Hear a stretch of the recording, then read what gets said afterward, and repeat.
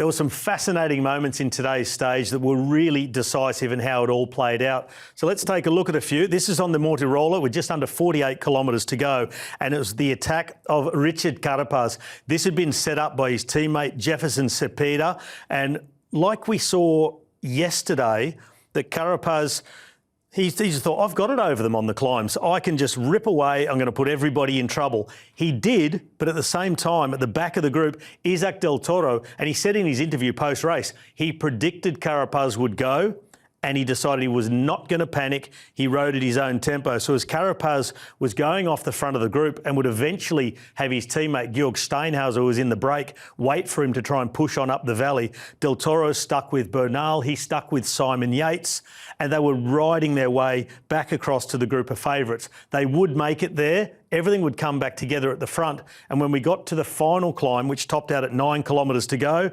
Isaac Del Toro said, I feel good, I can make a mark. It's a more punchy climb. He used that real punch. He's got that acceleration to go over the top on the attack. He rode almost everybody out of the wheel except for Richard Carapaz. But distancing the other favourites, they carried about 8 seconds over the top of the climb and decided they would push on together towards the finish. So Isaac Del Toro, after being on the ropes yesterday, he was on the front foot today.